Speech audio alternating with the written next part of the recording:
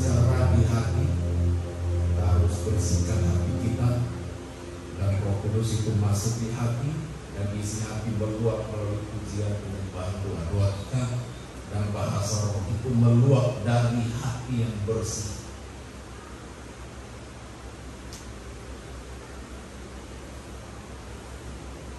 Kita lanjut berdiri, kita mulai menyanyi.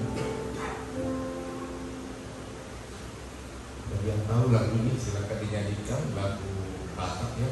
Tujolompo de Bataku Saibu Sedorohaku. Tanpa pengampunan dosa, tanpa kesucian tidak ada orang bisa memandang Tuhan.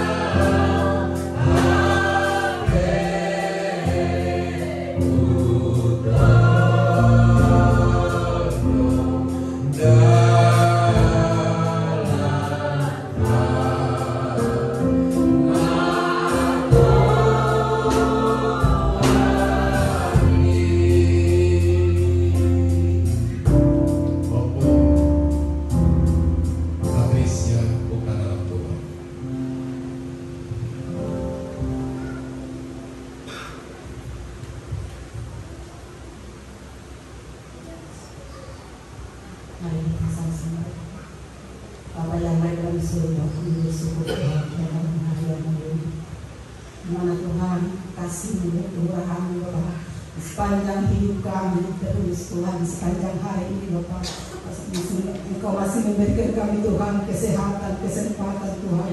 Datang Tuhan di dalam yang kudus ini Tuhan, Satu hal tujuan kami Tuhan hanya untuk memuji dan memuliakan Engkau. Bapa yang baik dalam surga di malam hari ini Tuhan, kami percaya kuasa Roh Kudus-Mu Tuhan hadir Bapa untuk mengurapi setiap kami yang hadir pada saat ini Bapa. Karena Roh Kudus-Mu lah Tuhan yang menjadi penolong bagi kami Bapa. Tanpa Roh Kudus-Mu Tuhan kami tidak mampu berjalan di atas dunia panah ini Bapa. Oleh sebab itu Bapa yang baik dalam surga di malam hari ini Bapa, malam yang ketujuh ya Tuhan Yesus, mari Bapa yang hadir Engkau Yesusku yang baik dalam surga. Tidak terkecuali Tuhan pada malam hari ini Kau penuhkan kami dengan kuasa-Mu Bapa. Terima kasih Bapa, terima kasih Yesusku.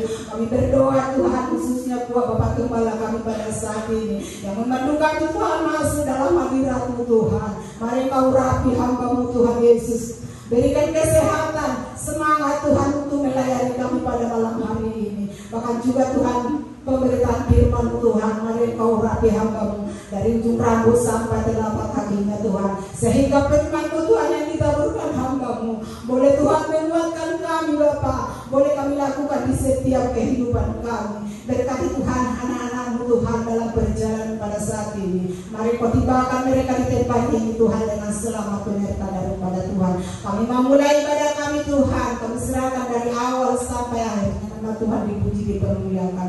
Dalam nama Tuhan Yesus kami sudah berdoa dan mengucap syukur. Haleluya. Amin.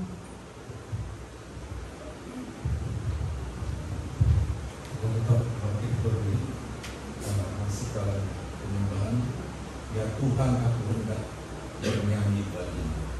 Ya Tuhanku, aku hendak bernyanyi bagimu.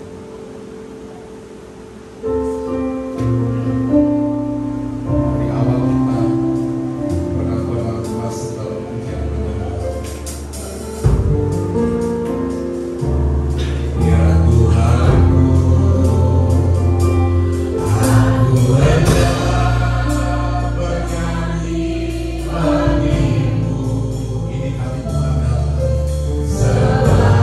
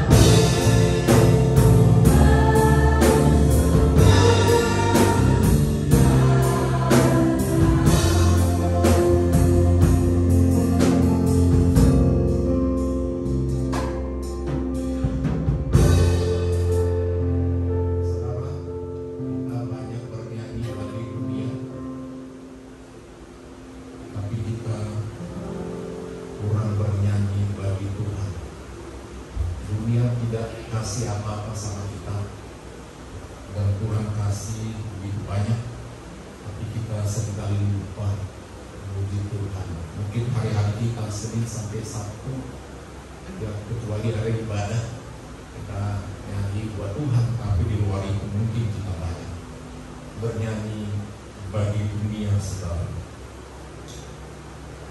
Menyanyi juga bukan hal yang mudah sebenarnya, tapi memang diperlukan kesungguhan, belajar untuk menyatukan. Ujian juga bukan gampang, menyatukan menjadi satu jiwa, satu roh, musik dengan penyanyian juga bukan hal yang mudah sekali. Apalagi kalau bernyanyi dengan diiringi beberapa orang, itu lebih sulit lagi menyatukan menjadi satu jiwa, satu nyawa sekali. Sebabnya memilih teman untuk bernyanyi itu bukan gampang. Membentuk satu vokal grup, satu trio atau kuartet, apakah benar-benar nanti menyatu suara itu sangat sulit. Saudara, kalau pimpin puji-pujian diiringi juga penyanyi itu sangat sulit, saudara. Sangat sulit. Penyanyinya gak kedengaran, backupnya lebih dominan. Bisa seperti itu, atau semua bernyanyi masing-masing, hanya kebetulan disatukan. Tapi kita harus benar-benar belajar untuk menyanyi buat Tuhan. Ada lagi satu pujian penyembahan, bila hati terasa berat, kalau kita datang sama Tuhan, tidak ada persoalan, tapi mari kita selalu ada hati datang sama Tuhan. Bila hati terasa berat,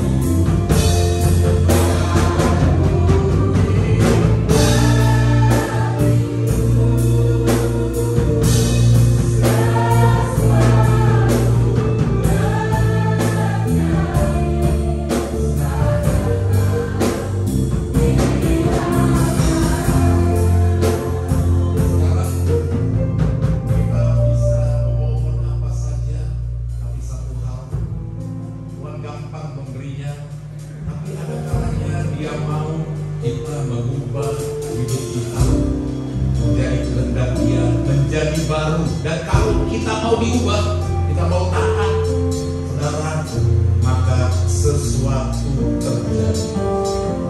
Yang menghalangi kita bukan Tuhan, bukan kurang panjang tangan Tuhan, tapi dia ubah. Dia ingin kita diproses menjadi baru dapat, saudara. Tidak ada yang tidak Tuhan bisa kasih. Tidak ada. Apapun itu pergumulan saudara, mohon ini apa bukan hanya sekedar buat kuasa Roh Kudus, hal materi apa saja. Karena kita anak-anaknya, tidak ada bapak yang tidak sayang sama anaknya. Tidak ada seorang bapak yang tidak senang kalau anaknya bahagia. Tidak ada. Tuhan sangat sayang sama kita. Kita sering bertanya sama Tuhan seperti pujian tadi. Tidak ada orang yang mau tahu, tidak ada yang mengerti, katanya. Rupanya kita harus sujud di altarnya. Dan dia berkata, datang kepada dia. Dia akan berubah kita, baru ada jawaban. Kita masuk lagu pujian sukacita. Amin. Mari kita bersukacita. Mari masuk gerbangnya dengan hati bersyukur. Masuk.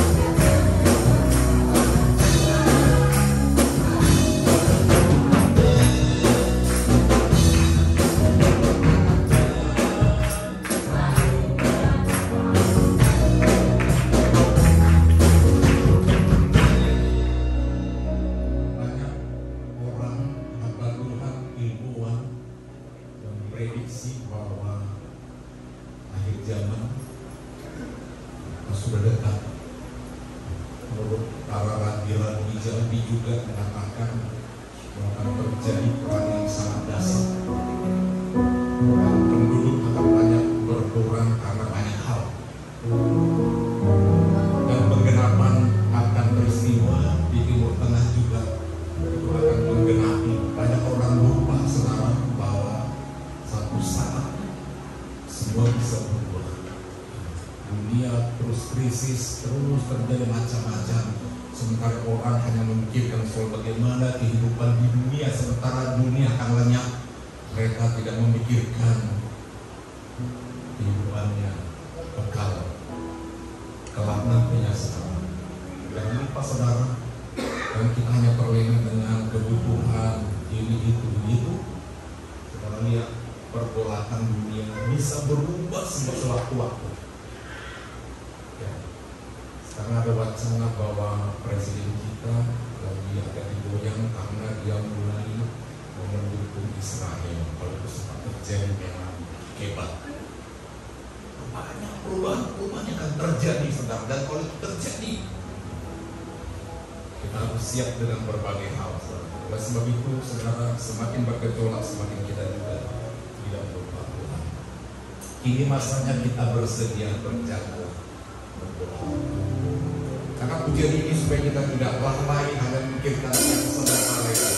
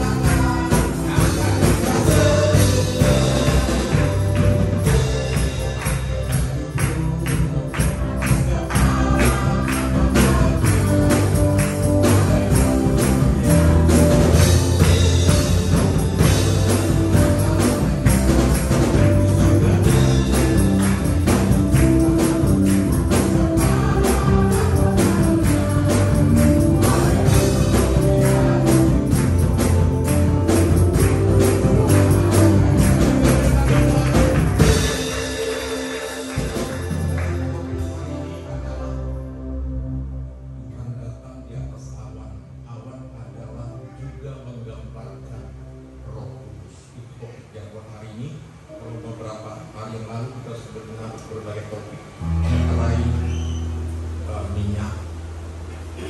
Hari ini awan.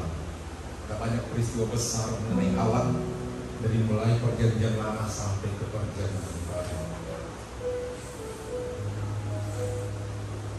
Kadang-kadang firman Tuhan, apapun yang terjadi dalam hidupku ini tak pernah kuragukan. Kasih-Mu Tuhan, janji-Mu Tuhan, penyertaan Tuhan tak ada bagi kita. Walau dunia makin sulit, tetapi kasih karunia Tuhan tetap ada bagi kita. Amin.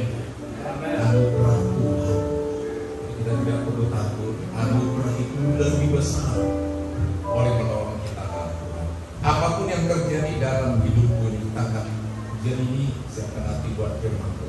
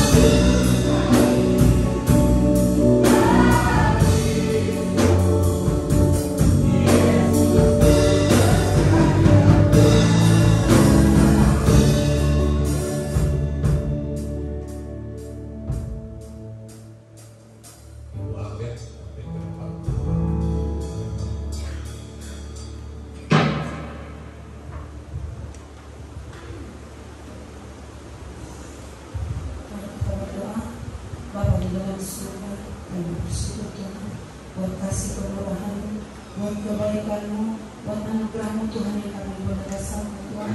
Saat ini Tuhan kami boleh ada di rumah-Mu yang kudus Tuhan, untuk memuji memuliakan Engkau Tuhan, lewat pujian penyembahan kami Bapa. Sebentar kami Tuhan mau diisi oleh kebenaran firman-Mu Bapa. Biarlah senantiasa firman-Mu Tuhan boleh kami dengar dengan hikmat Tuhan Yesus. Terima kasih Tuhan buat hamba-Mu yang memandu kami Tuhan masuk dalam hadirat-Mu. Engkau pakai Tuhan hamba-Mu Tuhan lebih luar biasa lagi Tuhan.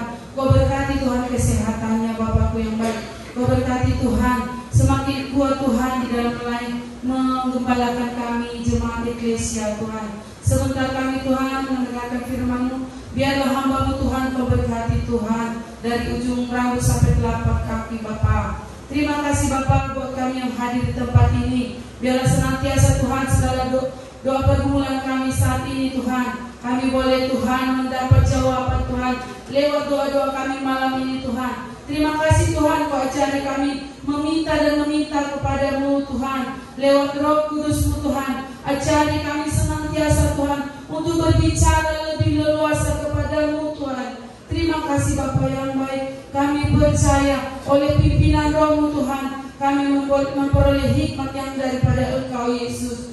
Terima kasih Bapa, kami sambut firman-Mu di dalam nama anak-Mu Tuhan Yesus Kristus, Juru Selamat kami yang hidup. Haleluya Tuhan, amin. Salam Bapak Ibu saudara semua. Kami nanti firman Tuhan dari kitab Keluaran pasal 13 ayat 17 sampai 22. Kitab Keluaran pasal 13 ayat 17 sampai ayat yang ke-22.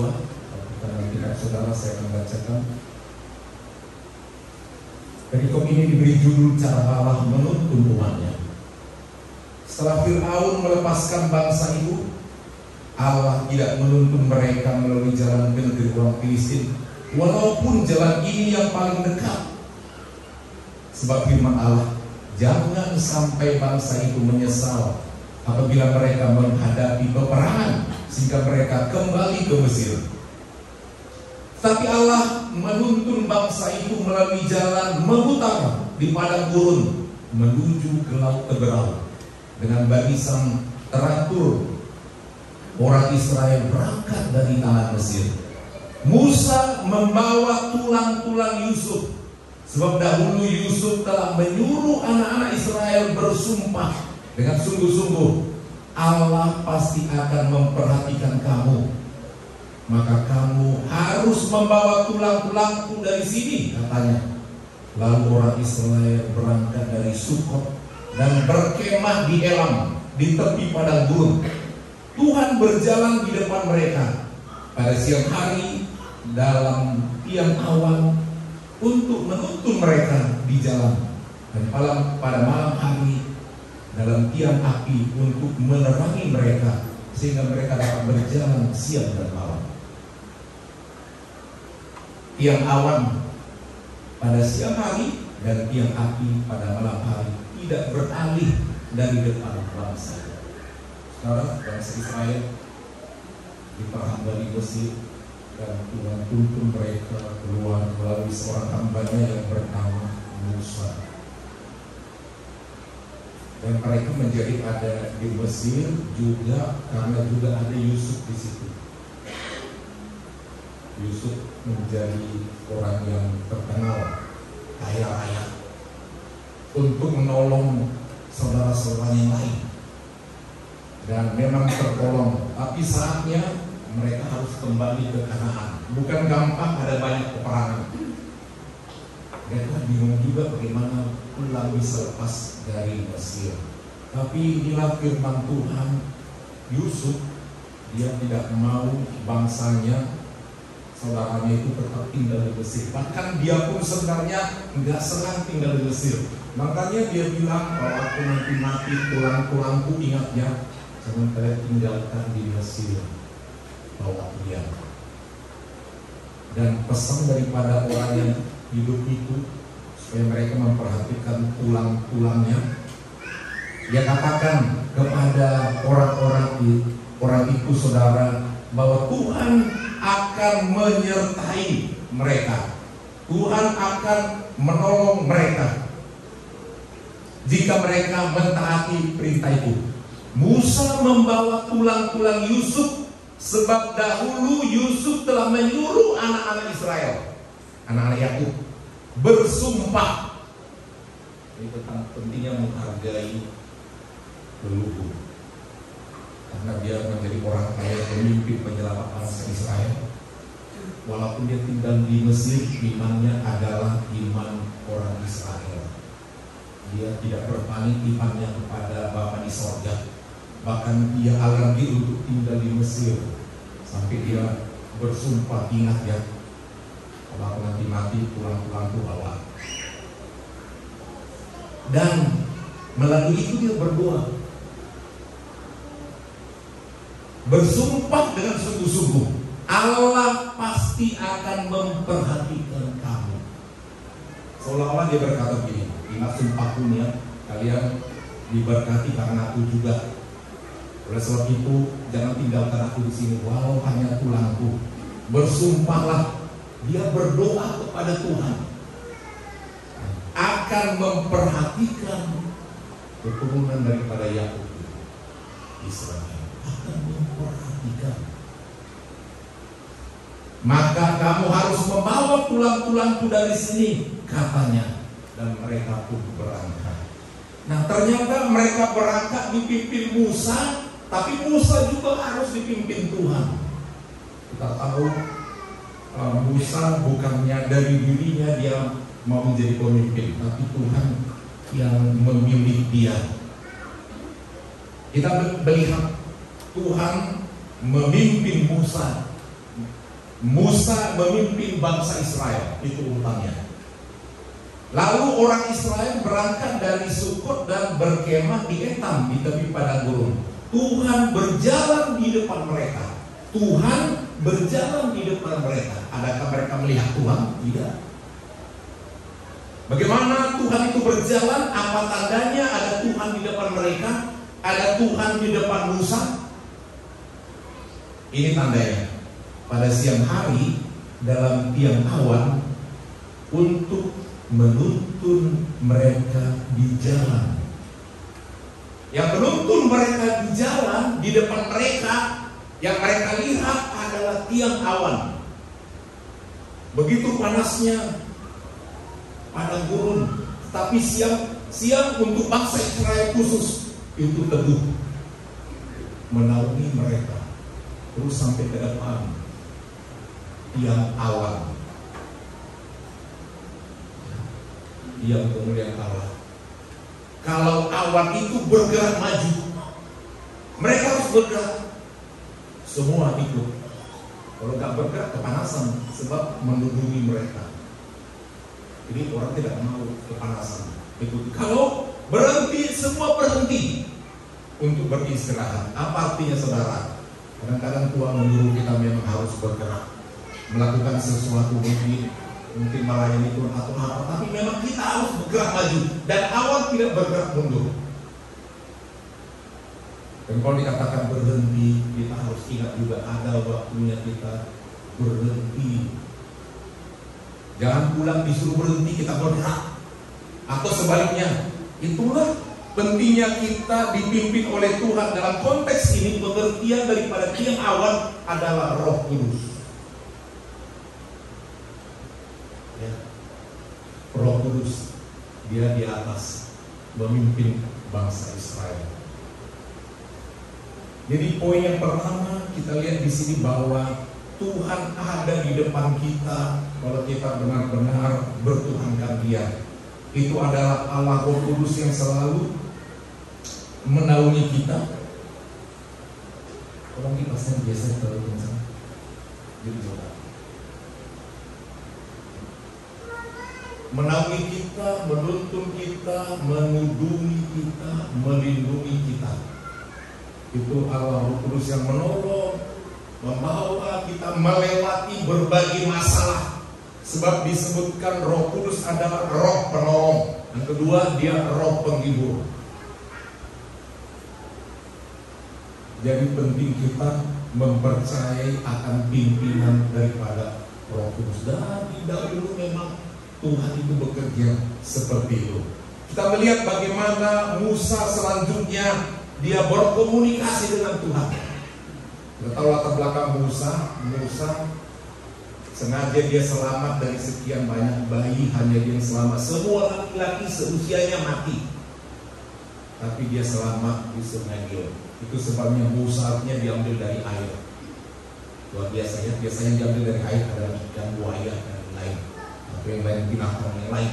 Tapi manusia satu-satunya diambil dari air yaitu Musa. Dia menjadi pangeran di Mesir 40 tahun menggembalakan kambing domba, demikian Selanjutnya sampai dia nanti wafat 80 tahun, menggembalakan umat Israel 40 tahun. Dia harus teratur berbicara kepada Tuhan. Tadi kita lihat bagaimana dipimpin oleh tiang awan, itu gambaran daripada Allah Roh Kudus. Kitab Keluaran pasal 24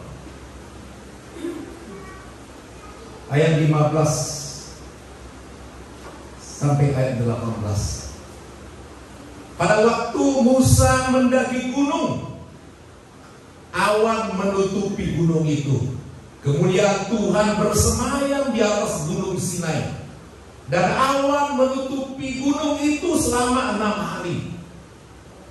Pada hari ke-7 ia memanggil Musa. Awan itu Roh Kudus. Ia memanggil Musa dari dalam awan. Di depan mata orang Israel, kemuliaan Tuhan di puncak gunung tampak seperti api.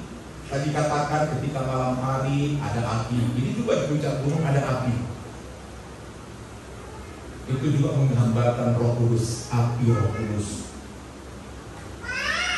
Musa masuk ke dalam awan, berarti bertemu dengan Roh Kudus dalam rupa awan, dan terus mendaki gunung itu. Ia berada di atas gunung itu 40 hari 40 malam, berkomunikasi dengan Roh Kudus, tidak makan, tidak minum. Teringat dengan Tuhan Yesus berpuasa 40 hari.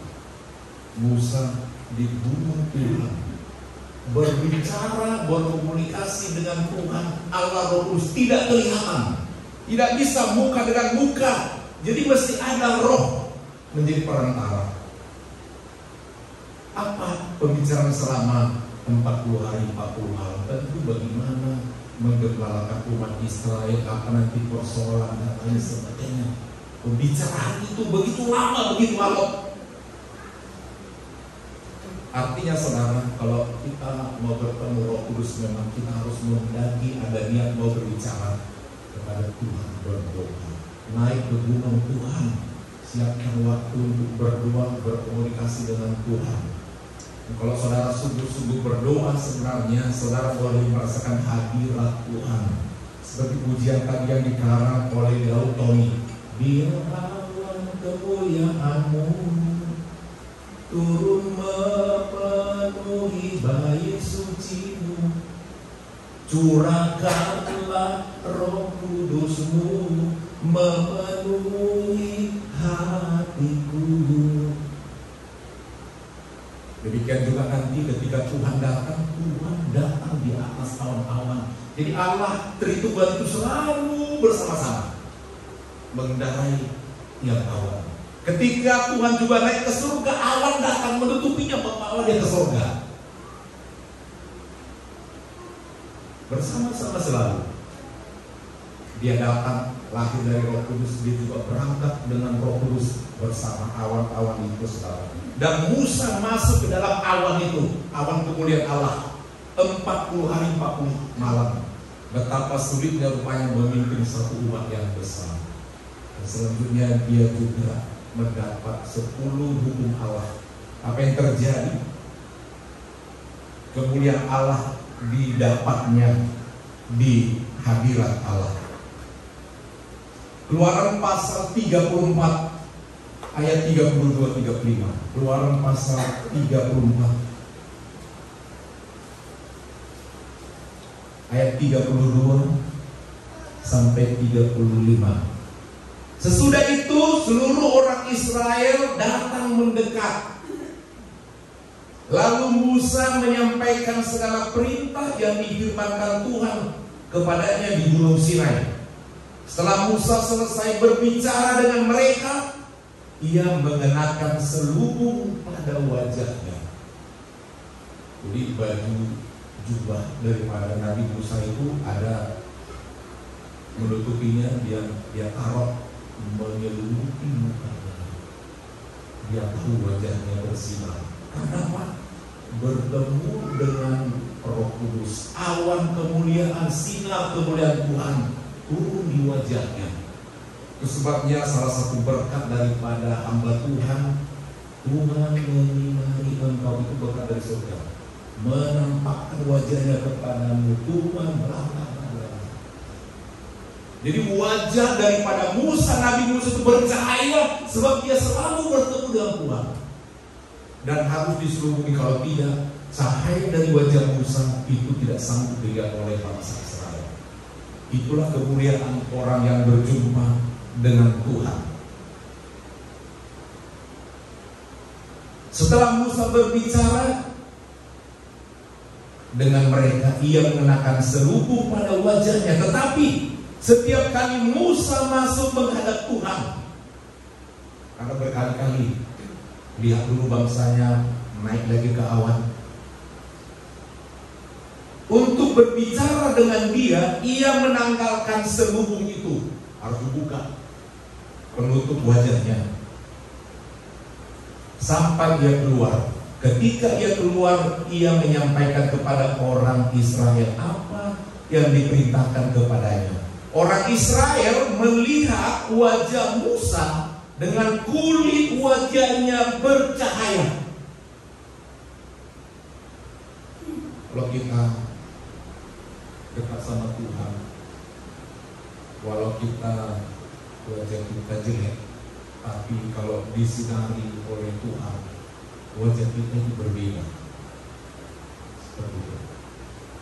Kulitnya dalam pandangan rohani, pandangan orang itu bercahaya. Bercahaya. Kulit wajahnya bercahaya. Lalu ia kembali mengenakan serubung. Kata begitu, silau. Wah, dia sadar dari dirinya keluar cahaya. Tuhan Yesus juga dari dirinya keluar cahaya. Saudara kekasih. Lalu ia kembali mengenakan serubung pada wajahnya sampai ia masuk menghadap Tuhan untuk berbicara dengan dia. Itulah awan kemuliaan. Jadi kalau kita nanti juga naik ke surga, kita bertemu di awan-awan. Ada pertemuan di udara. Itu dia awan. Pertemuan yang manis. Bagaimana kita bertemu? Jiwa kita, roh kita ada di Firdaus, tapi tubuh kita kan ada di makam. Nah, tubuh itu tubuh kebangkitan diubah. Tidak ada lagi yang minus, karena diubah, dibarui tubuh yang bisa terbang. Kalau tubuh sekarang kita nggak bisa terbang, kecuali pesawat. Nah, bertemu di awan-awan dengan Tuhan itu kuat kuasa daripada Roh Kudus. Jadi pelajaran sama kita di sini adalah perlu kita mengenal Roh Kudus, masuk dalam doa, dalam bahasa roh dan kuat kuasa Roh Kudus, dan bersama dia kita bisa melakukan apa saja, mendapatkan mujizat, kesembuhan, tuntunan, apa saja. Tidak ada yang tidak mungkin untuk bisa Tuhan berikan. Saudara kekasih, sekarang kita melihat juga awan itu ada di mana saja. Tadi kita melihat bangsa Israel dituntun tiap kapal di depan. Di gunung juga bertemu dengan Tuhan dalam awan kemuliaan. Itu adalah Roh Kudus, saudara. Demikian juga di dalam ibadah. Mungkin kita tidak melihat awan itu, saudara. Nanti kita akan tahu apa sebenarnya awan itu, saudara. Jadi dalam ibadah sebenarnya kalau kita sungguh-sungguh ada awan kemuliaan kita rasakan. Ada kuasa yang dapat kita rasakan. Jadi tidak bisa main-main kalau beribadah. Semuanya kita fokus untuk Tuhan. 2 Tawarikh 5 ayat 13 sampai 14. Kitab 2 Tawarikh pasal 5 ayat 13 sampai 14. Saya bacakan ayat ini.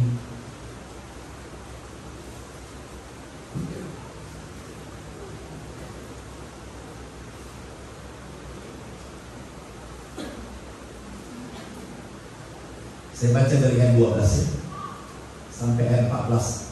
Para penyanyi orang Lewi, nama-namanya penyanyi ya, yakni Asaf, Heman, Yedutun, beserta anak-anak dari saudaranya, semuanya berdiri di sebelah timur Mesbah. Penyanyi ini berpakaian linen halus dan dengan simbal di dalam musik, gambus dan kecapinya, bersama-sama 120 imam peniup nafiri. Imam 120 orang punya nafiri atau trompet. Imam pintar. Lalu para peniup nafiri dan para penyanyi itu, para imam 120 dan para penyanyi itu serentak memperdengarkan suara yang terpadu. Jadi nggak salah-salah, harmoni selaras. Mereka sudah berlatih sebelumnya. Terpadu menyanyikan puji-pujian dan syukur kepada Tuhan. Mereka menyaringkan suara dengan nafiri, simbal, dan alat-alat musik. Macam-macam yang lain. Alat-alat musik sambil memuji Tuhan dengan ucapan. Ini kutipan dari nyanyian kita. Sebab Tuhan Dia baik. Sebab Ia baik sesungguhnya, untuk selama-lamanya kasih setianya. Dan karena mereka menyanyikan dengan kompak, tidak ada main-main, pada saat itu rumah Tuhan dipenuhi awan. Roh Kudus turun, dipenuhi awan. Ini jangan main.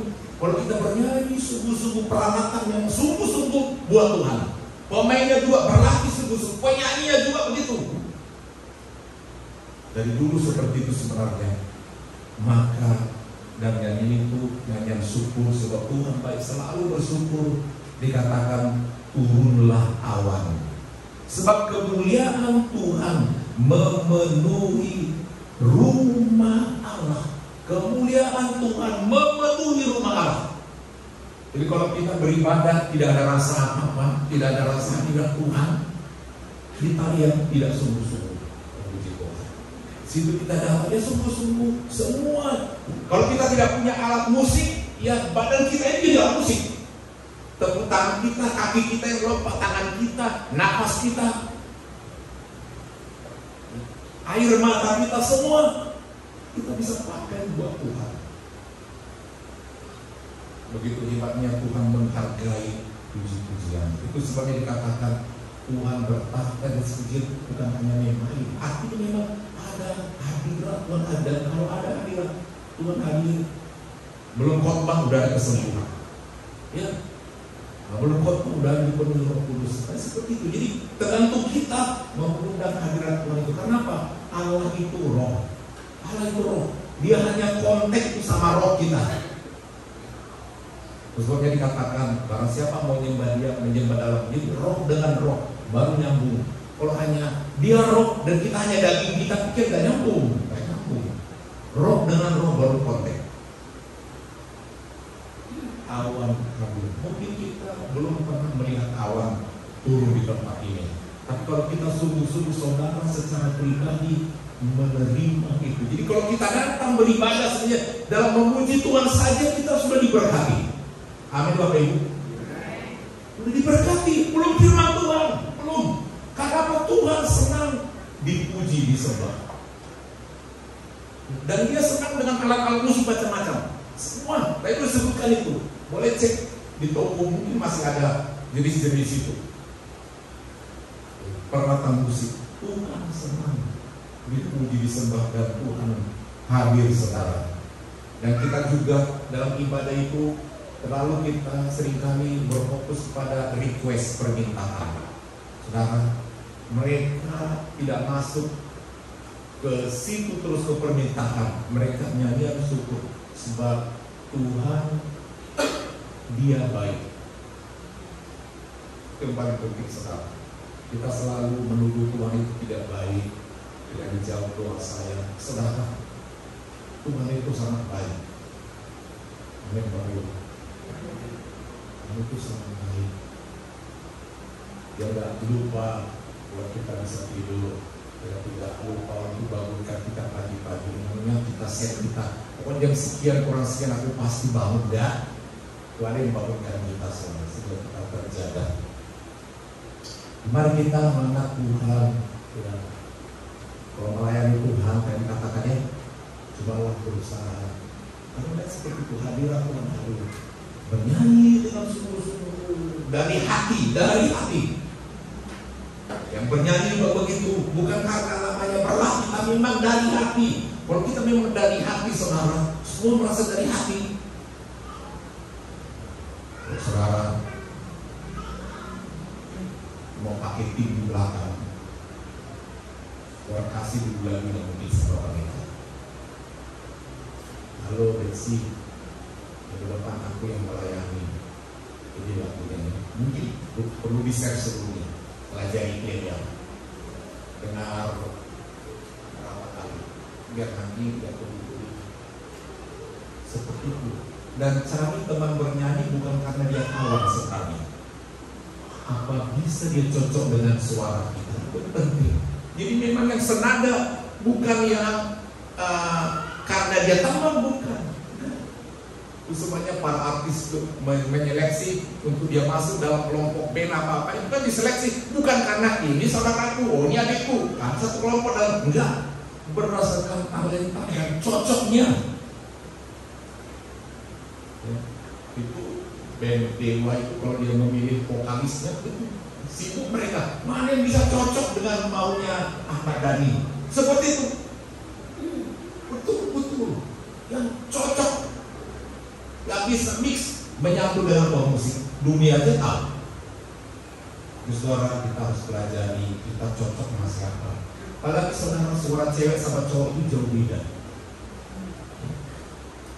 Suara cowok bisa tinggi, perempuan gak bisa. Jadi kalau mau backup ada cewek itu gak nyambung sebenarnya, susah. Jadi mesti belajarnya lebih hati-hati untuk bisa sampai di ketinggian yang dua-duanya cewek cowok bisa nyambung. Sebab warna suaranya beda, bisa mencapai tinggi otaknya pun beda. Saya di gereja kita ini tidak ada yang mau mengajari tentang solisasi ya. Mereka ada di sini ya, orkel beri Haryatan itu latihan solisasi. Nah, seperti itu mereka bernyanyi paduan suara, ada do re mi nya. Saudara pernah mendengar nyanyian Haleluya Nabulun dalam bahasa Bataknya, the Greek Haleluya.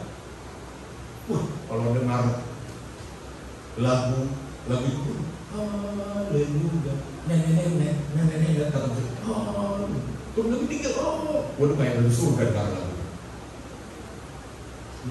Kalau kita suka-suka, ya suka-suka kan, memang suka-suka.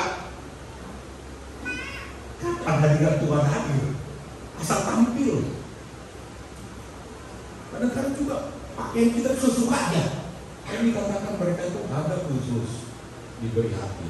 Mungkin di gereja kita belum ada memang seragam-seragam yang jubah. Di gereja-gereja lain memang ada begitu jubah, pokoknya dipakaikan. Kita belum sampai di situ, tapi paling tidak setelah mari kita sungguh-sungguh kebaktian itu. Amin. Itu aja intinya, sungguh-sungguh saja. Karena Tuhan hadir di situ. Kita lihat di perjanjian baru bagaimana awal itu bekerja. Mari kita lihat Matius pasal 17. Matius pasal 17 juga awal bekerja. Matius pasal 17 ayat 1 sampai 6. Saya bacakan ayat ini. 6 hari kemudian Yesus membawa Petrus, Yakobus dan Yohanes saudaranya, dan bersama mereka ia naik ke sebuah gunung yang tinggi. Di situ mereka sendirian saja, berarti 4 orang.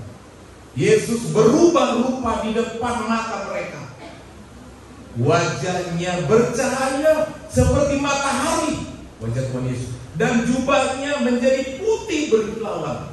Terus sebenarnya Tuhan Yesus juga bercahaya. Tampaklah kepada mereka Musa dan Elia sedang berbicara dengan dia. Kata Petrus kepada Yesus setelah selesai transfigurasi tadi, Tuhan, sungguh baik kita berada di tempat ini. Jika engkau mau, biarlah kudirikan di sini 3 kemah, satu untuk engkau, satu untuk Musa, dan satu untuk Elia. Sementara ia berkata-kata, tiba-tiba awan yang terang. Itu Roh Kudus selalu seperti itu. Kalau Tuhan Yesus sedang berbicara, didukung. Dia datang, didukung oleh awan. Dia pergi juga di atas awan. Nanti juga dia datang dan bukti jatuh di atas awan-awan untuk menjemput kita serkasih. Awan yang terang menaungi mereka, dan dari dalam awan itu, sama tadi ketika Musa, dari dalam awan itu terdengar suara. Terdengar suara yang berkata, inilah anak yang kukasihi, kepadanya lah aku berkenan. Kepadanya lah aku berkenan. Tadi kita lihat, saudara, dalam kitab 1 Tawarikh, kita cocokkan dengan itu. 1 Tawarikh pasal 5 tadi.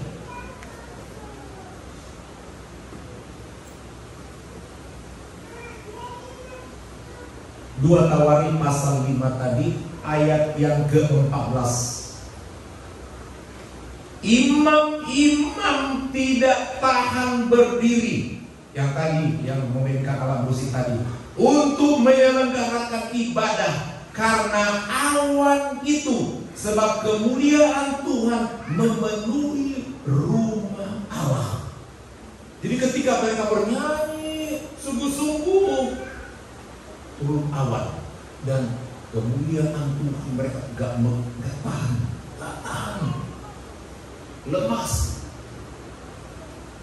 Lemas, mereka tersungkur karena Tuhan hadir. Jadi kalau Tuhan hadir, sebenarnya kita harus menjadi rajin tersungkur di kaki Tuhan. Itu ciri-cirinya Tuhan menuntun kita rajin berdoa, bertelut, bukan kita menegakkan diri kita, oh kita hebat dan lain sebagainya. Sebab kemuliaan Tuhan memenuhi rumah Allah. Tidak tahan. Mereka nggak sanggup melanjutkan kebaktian. 120 orang imam-imam. Gimana ini umat ini pada waktu itu? Tapi begitulah, semua rebah. Pemusik, jemaat, semua kebaktian itu semua rebah. Masuk dalam kuasa Roh Kudus, menyembah Tuhan. Dan ketika Tuhan Yesus bawa murid yang terbaik, yang paling dekat sama dia. Kalau yang biasa-biasa dia nggak bawa, naik ke gunung.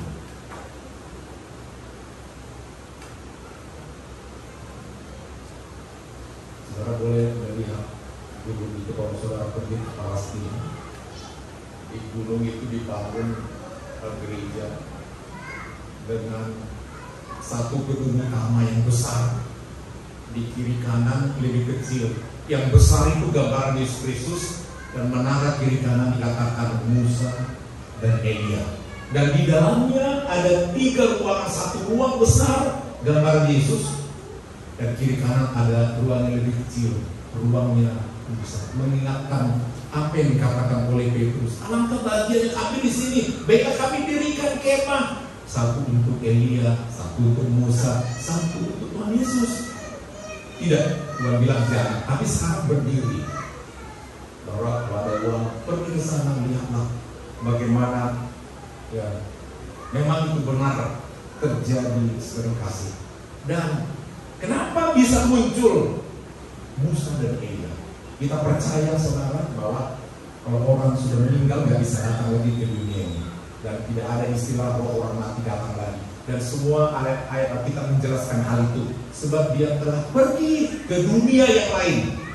Tak bisa lagi datang ke dunia yang nyata ini. Itu sebabnya ketika orang kaya itu bilang sama Abraham, kirimkanlah saudaraku, masih banyak macam-macam.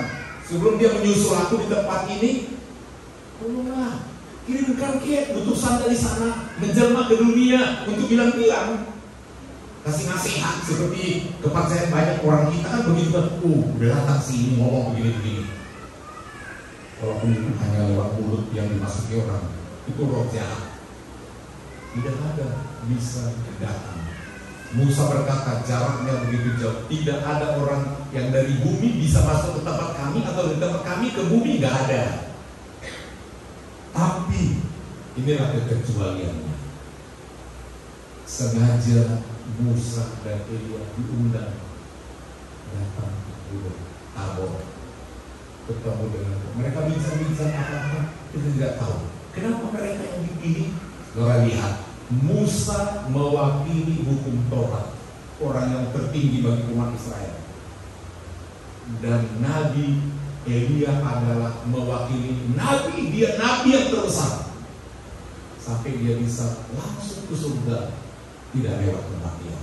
Mereka orang yang khusus boleh datang hanya untuk supaya bisa dilihat oleh Yakobus, Petrus, Yohanes. Luar biasa. Wah, betapa bahagianya kami. Kami gak pernah loh melihat makhluk surga datang seperti ini. Betapa bahagianya kami. Dan awan kemuliaan turun menutup murid-murid itu, dan terdengar suara Roh Kudus, suara Bapa di surga. Ini Yesus anak yang kukasihi, layani dia, ikuti dia, berikan firman-Nya. Awan kemuliaan. Jadi jangan main-main dengan awan Roh Kudus. Kalau kita percaya, gereja kita percaya dengan Tritunggal, kita tidak percaya dengan disebut oneness. Allah kita adalah Allah yang satu, yang menyatakan dirinya dalam 3 pribadi. Allah yang esa menyatakan diri, mengekspresikan diri dalam 3 pribadi. Jadi surga tidak pernah kosong. Tidak pernah. Walaupun Yesus datang ke bumi, surga tidak pernah kosong. Walaupun Yesus pergi ke surga, dunia tetap ditolong ada Roh Kudus. Mereka adalah satu. Tiap kali peristiwa selalu ini 3 di jalan. Kita berdoa kadang-kadang pakai dalam nama Yesus. Haleluya. Ada gereja tertentu sampai takutnya ketinggalan percaya dengan Allah Tritunggal. Itu 3 nama yang harus disebutkan. Kalau kita ambil ayat yang lain, apa yang kau minta dalam namaku, banyak ayat tentang dia, minta dalam nama Yesus. Nggak salah. Tapi ada juga tetangga tiap kali mau berdoa, selesai berdoa dalam nama Bapa, Putra, dan Roh Kudus. Bla selesai nanti dalam nama Bapa, Putra, dan Roh Kudus. Amin. Salah nggak? Nggak salah. Ada salah. Artinya mereka begitu harus 3-3-nya disebutkan. Kalau kita berdoa kepada Bapa, ya Bapa, kita dasarnya 2 Bapa kami. Seperti itu. Kita berdoa dalam nama. Memang seperti kata Tuhan, apa saja yang kau minta dalam namaku, Tuhan bilang begitu. Jadi kita pakai ayat itu. Kalau Bapak Gembala lebih memakai nama Yesus yang berkuasa. Amin. Ada apa dalam nama Yesus? Dalam nama Yesus. Nah, kalau terus selalu ketiganya repot juga ya. Iya kan? Kecuali untuk menentukan baptis orang yang dalam nama Bapa, oke lah. Tapi orang oke. Tapi kalau mau ligat-ligatnya repot juga ya. Gampang kan? Amin. Baptis itu ada kuasa. Jadi saudara, malam hari ini jangan lewatkan si penolong itu bisa datang. Awan kemuliaan. Awan kemuliaan tadi memimpin saudara. Menuntun dia ada di depan. Dia ada di depan. Dia akan menolong, memberikan apa yang kita perlu. Doa saudara, kalau saudara bersama Roh Kudus, dia kasih jawaban. Malam yang ke-7 ini, mari saudara meminta hadirat Tuhan hadir. Tolong saudara masuk dalam awan kemuliaan Tuhan, seperti Musa berbicara dengan Tuhan. Rasakan hadirat Tuhan. Mari saudara berlutut saja. Saudara yang mengundang Roh itu, awan kemuliaan itu hadir. Musa yang masuk menerobos awan, bukan awan yang turun, dia masuk menerobos. Petrus, Yohanes, mereka berani ke gunung, baru turun awan itu. Musa berani ke gunung Sinai, baru turun awan itu. Saudara masuk ke doa yang mendalam. Roh Kudus akan datang melalui saudara.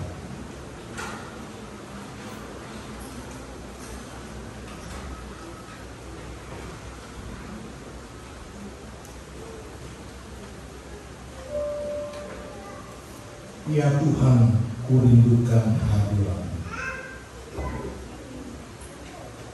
Oh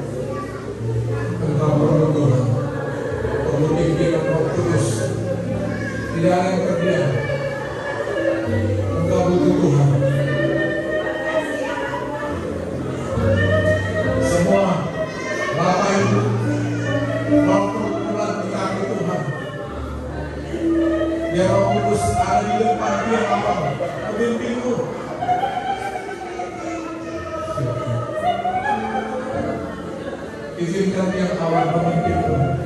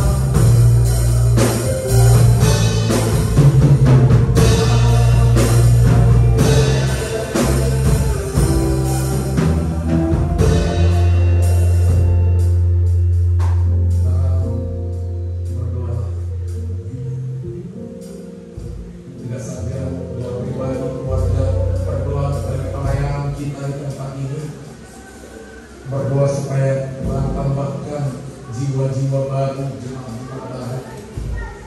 Tuhan kirimkan orang-orang yang mau terlibat dalam pelayanan. Tuhan kirimkan orang-orang yang mau terlibat dalam pekerjaan Tuhan, dalam pembangunan. Berdoa bagi pemerintah untuk juga peduli.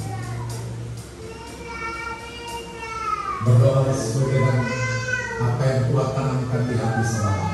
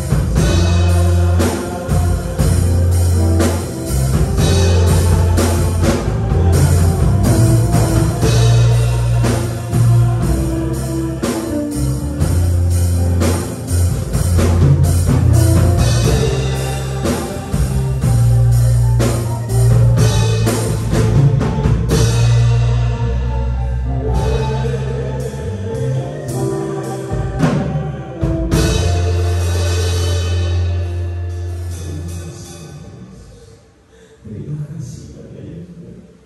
Saat malam hari itu di waktu 7 kuasa kasih Tuhan. Merasakan sesuatu yang hidup dalam hidup kami Bapa.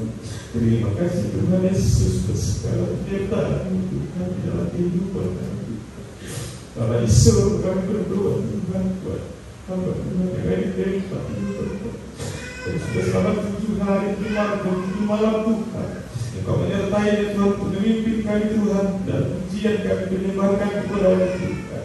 Terima kasih Tuhan buat kuasa Tuhan yang sudah berikan kepada hamba Bapa. Dan kerana Tuhan yang berkati keluarga dari manapun mereka berada Tuhan. Jika mereka dalam keadaan kelemahan itu sangat tenang Tuhan. Hanya kepada kami serahkan semuanya Tuhan, karena Tuhan berkuasa atas mereka. Bapa di surga kami berdoa Tuhan, berterima di tempat ini. Mari Bapa ajarkan mereka untuk saling meledakkan diri, agar mereka satu tubuh Tuhan dalam pelayanan. Dan kami boleh bersuka cita lagi Tuhan ke depan melayani Engkau. Terima kasih Bapa di surga. Engkau Allah yang hidup Bapa. Engkau Allah yang berkuasa atas segalanya Bapa. Kami juga berdoa Bapa buat pembangunan rumah yang kudus ini Bapa. Mari Tuhan Engkau tolong kami Bapa. Jikalau kami memasukkan proposal pemerintahan Tuhan, mari Tuhan bekerja buka hati mereka Tuhan untuk memberikan bantuan untuk pembangunan gereja ini Tuhan. Kami akan percaya Tuhan, kalau Tuhan bekerja mereka Tuhan, Tuhan boleh memberikan bantuan kepada pembangunan kami ini Bapak. Kami juga berdoa Tuhan buat seluruh pengurus Tuhan. Mari kuatkan kami Bapak. Engkau berkuasa atas hidup kami.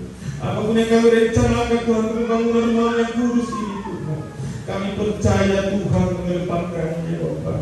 Dan kiranya Tuhan kehendakmu yang jadi Bapak. Karena rencana kami bukanlah rencana Tuhan.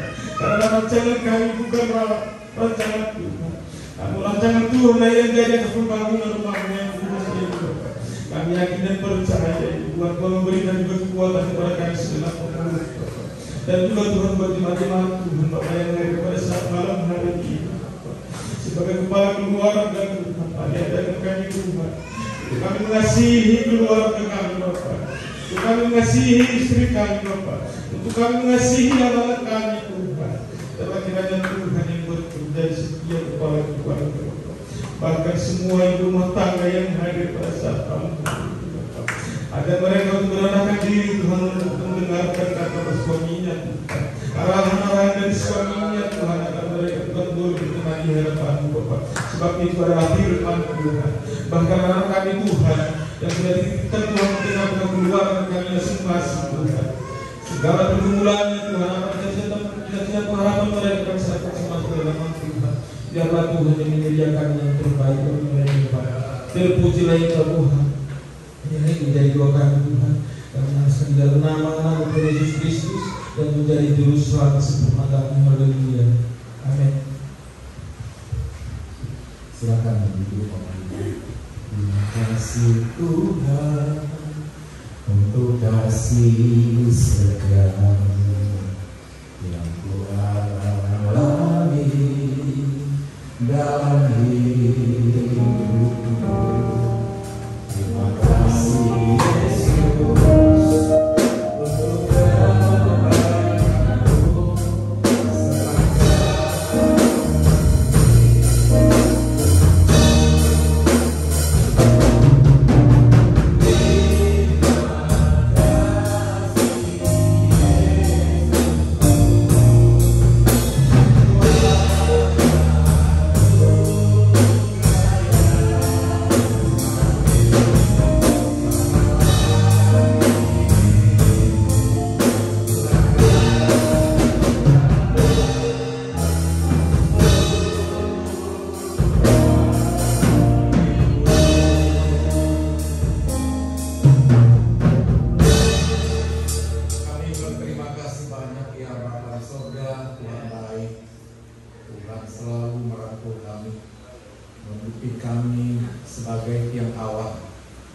Sehingga kami merasa selalu kesejukan di bawah naungan Roh Kudus.